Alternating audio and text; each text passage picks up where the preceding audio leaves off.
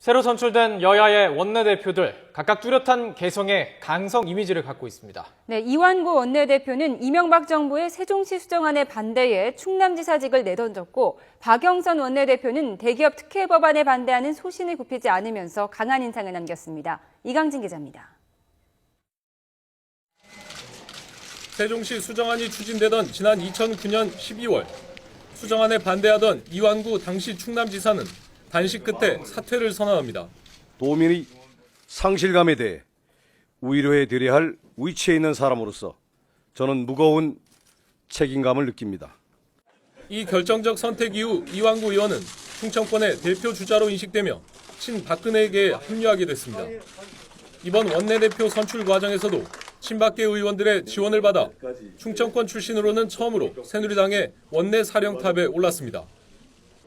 지난해 연말 국회, 박영선 법제사법위원장은 외국인 투자촉진법 처리 불가 입장을 굽히지 않았습니다. 특혜를 주기 위해서 법을 고쳐달라고 간청하는 민원법을 우리가 지금 이 새해 벽두부터 왜 통과시켜야 합니까? 17대 국회에서 금산분리법 처리를 주도하고 2007년 대선 때 이명박 후보 저격수 역할을 한 것도 박영선 의원이었습니다. 4파전의 경쟁을 뚫고 첫 여성 원내대표에 오르게 된 것도 이 같은 선명성을 기치로 내걸었기 때문인 것으로 분석됩니다. 이처럼 정치적 색깔이 분명한 이완구, 박영선 원내대표 선출에 대해 강대강 구도가 형성됐다는 평가가 지배적입니다.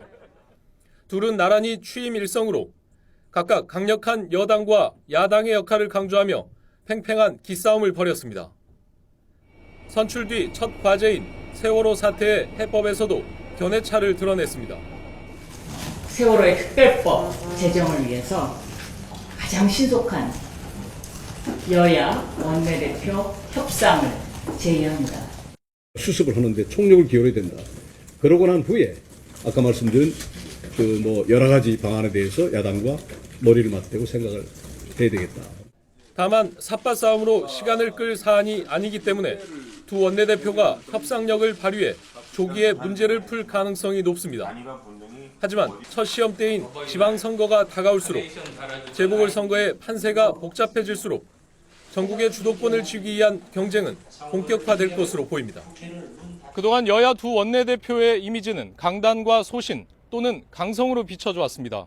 하지만 원내대표의 역할은 상대당과의 협상을 통해 타협안을 도출해내는 겁니다. 앞으로 1년 동안 두 사람이 어떻게 정치력을 발휘할지 주사위는 이미 던져졌습니다. YTN 이강진입니다.